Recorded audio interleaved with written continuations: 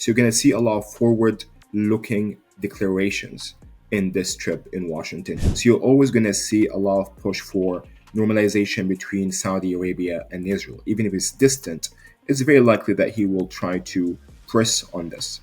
Saudi Arabia, like I said, they want to change the narrative around US Saudi relationship. They wanted to make it forward looking.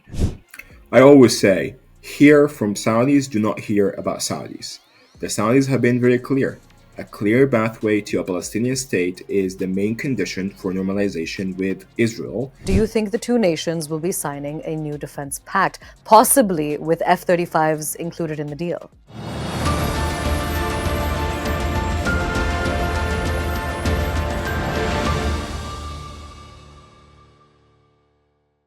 Hello and a very warm welcome to all. You're watching Hindustan Times and my name is Aisha Varma. Saudi Crown Prince Mohammed bin Salman, also known as MBS, is set to meet the United States President Donald Trump at the White House on November 18th. Why is this meeting so significant? Let's take a look ahead with a guest that joins us at this point, Mr. Mohammed Soliman, a senior fellow at the Middle East Institute. Mr. Soliman, thank you so much for taking out the time to speak with us. It's a pleasure to be here. First things first, what exactly is on the agenda for this crucial meet at the White House? So many things, but let me start with set the framework for how your audience should think about the visit. This is a very important visit. This is Saudi Arabia trying to change the foundation of its own relationship with the United States. It historically has been around energy and security. Right now, Riyadh wants to make this relationship more about the 21st century, more about compute, more about nuclear cooperation, more about upgrading the framework that ties Saudi defense to the American ecosystem. So you're going to see a lot of forward looking declarations in this trip in Washington. That's pretty interesting. We'll touch upon that going forward. But at this point, what do you think Trump wants with this diplomatic relationship and vice versa? For President Trump, he believes that any sort of relationship has to benefit the US economy first. So, how many deals he's able to secure, how many foreign investments he's able to bring to the US economy. This is a benchmark that he sees everywhere. And this explains tariffs, explains trade agreements, explains his trip to the Gulf back in May. And you have seen all these announcements of trillions of dollars of potential Gulf investment inside the United States. So, this is number one. Deals, deals, deals.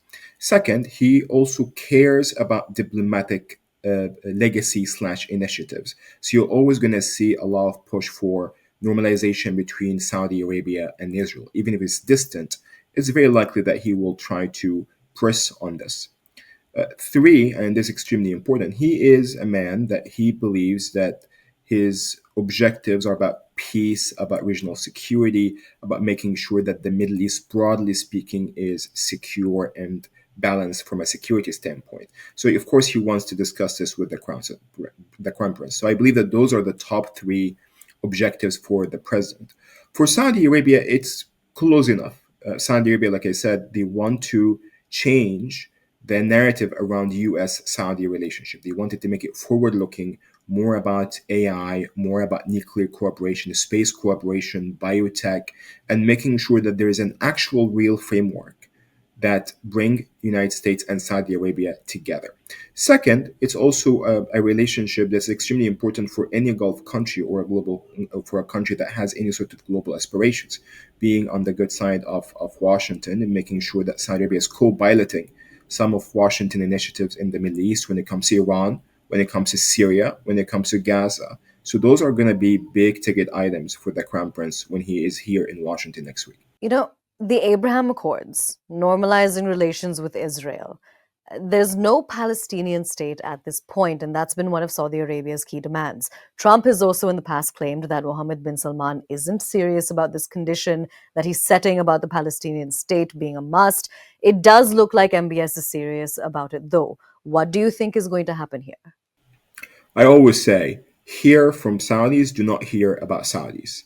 The Saudis have been very clear. A clear pathway to a Palestinian state is the main condition for normalization with Israel that ensures regional order and more stabilized region. That has been the Saudi position. And by the way, this is also the position of the countries that signed the Abraham Accords. That's also the position of Jordan and Egypt, countries that signed peace agreements with Israel long time ago. So this is not really an outlier position. And it's very clear that Saudi Arabia, have been discussing what could happen if there is a pathway to a Palestinian state. They are trying to envision a region where there's a Palestinian state and there's regional integration, there is much more peaceful coexistence. And I don't believe that we're there yet. I don't believe that Riyadh believe that the conditions are met. They don't believe that the government in Israel right now is ready to make this commitment to the Arabian Gulf states when it comes to Palestinian state and the way forward. That's an important takeaway. I'm curious, and we're bouncing back to something you were talking about a short while ago. Do you think the two nations will be signing a new defense pact, possibly with F 35s included in the deal? It's hard for me to say affirmative yes. I think we are on that pathway. I think this pathway is very clear. Saudi Arabia is likely to get an upgraded defense agreement that treats any attack on Saudi Arabia as a threat to U.S. national security, and that builds on the agreement that Qatar just secured a few months ago after the Israeli attack on Doha. So I think it's a very fair assessment to say that there's going to be a defense agreement in the making, and we are likely to see this signed in Washington. About the F-35, this is hard. This is a big ticket item. This is always hard to predict because, as you know, when the UAE joined the Abraham Accords a few years ago, F-35 was part of that. Will the Saudis be a different case? Will the Saudis be able to secure this?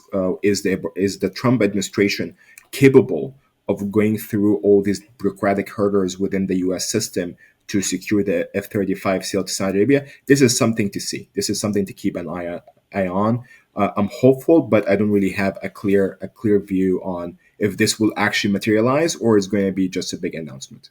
All right. So, looking at MBS's ties with America's rivals, we're talking about China and Russia here.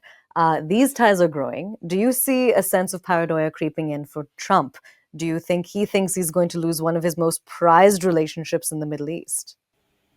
It's an excellent question. Let me differentiate between China and Russia and how the Gulf states are thinking about all of this.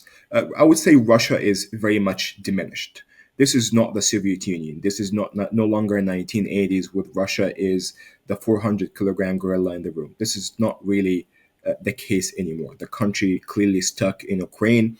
Its own capabilities have been degraded. Their defense sectors have been exposed as very much lagging behind. So there's not really that much utility. Yeah, you're going to have a bunch of Russian tourists here and there in the Gulf, but I don't really predict that this relationship is what keeping Washington at night. What keeps Washington up at night is clearly the question of China. And yes, there is a strong relationship between the Gulf states and specifically Saudi Arabia and China around oil trade. Of course, China is the biggest consumer of energy, so this is foundational to the relationship. There's of course the non-oil trade part of it, but on the next generation fields, we speak about AI, we speak about space and biotech. Clearly, there is a pivot towards Washington in the Gulf that has been taking place gradually in the past 3 years. You are seeing this with the Humane announcement. This is the Saudi Arabia AI champion that was built under the umbrella of PIF, the Public Investment Fund. And most all the announcements that you have seen out of this venture, which is a priority for the Crown Prince, AI is a priority, a big priority for the Crown Prince. All the announcements of Humane have been with American hyperscalers. Its announcement of Humane building compute with AWS, Amazon Web Services, with Qualcomm, a big American company. Of course, the PIF relationship with Google, building the innovation centers in Eastern Saudi Arabia. And that also builds on another trend, which is the UAE preferring to be part of the American AI stack, with G42 agreement with Microsoft, OpenAI building its target project inside the UAE. So on the technology side, you clearly see more pivot towards Washington because Washington is clearly ahead when it comes to those next generation technologies. You also see the same trend when it comes to space cooperation. Those Saudi astronauts were in space in partnership with the United States. The Emirati space mission it was in partnership with NASA. So again, I can go through all the next generation technologies, and in the past few years, we're seeing more alignment on those items. That the United States sees clear preference for changing the nature of the relationship with the Gulf states, meet them where they are, understand their development objectives, understand that those countries that care so much about being ahead in the technological race. So I'm going to ask you next, how crucial do you think the Mohammed bin Salman Trump bonhomie for the overall stability of the Middle East is? It's an excellent question. And let me be very frank here. When you are a leader with a vision and you want to change your society and push the society forward, you want to make sure that Saudi Arabia is ahead. You cannot do this in a vacuum. You have to do this within a stabilized region, with a region that's thinking about the way forward. Because you cannot really operate and attract tourism, build compute inside your kingdom, attracting talent, making Saudi Arabia and the broader Gulf a hub for logistics and aviation, while you have like wars, conflicts, nonstop between Iran and Israel, or Israeli military operations in the Levant, or militias in Iraq, or militias, the Houthi militias in Yemen. You want a security construct that anchor stability. I'm not going to say peace, stability in the region. So on top of that, you are able to do your economic initiatives. To your question, how important the security aspect of the Middle East to the Crown Prince vision? Extremely important. This is fundamental to his vision. It's so fundamental to the way he wants to take Saudi Arabia forward.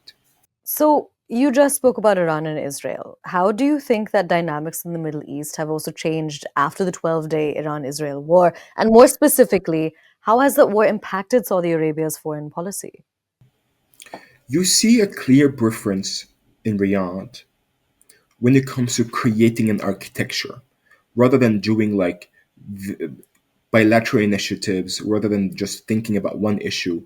There is a need for a broader architecture. And this is a core to my book in February, that's coming out in February. It's called West Asia and New American Strategy in the Middle East.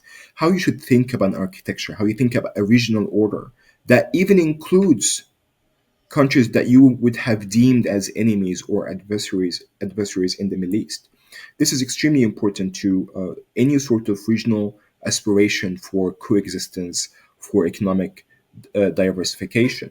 And to your question about Israel and Iran, that's something that the Saudi leadership cares about deeply. They want to stabilize the region. So how can you stabilize the region when you have all these sort of military operations taking place? There's no appetite for more wars in the Middle East. There's no appetite for continuation of unlimited escalation with no end in sight. Mr. Soliman, thank you so much for joining us and speaking to us about all of these crucial topics, giving us a bit of a look ahead at this meet that's going to be taking place on the 18th. Thank you, Aisha. It was a pleasure to be with you here. Absolutely. Likewise.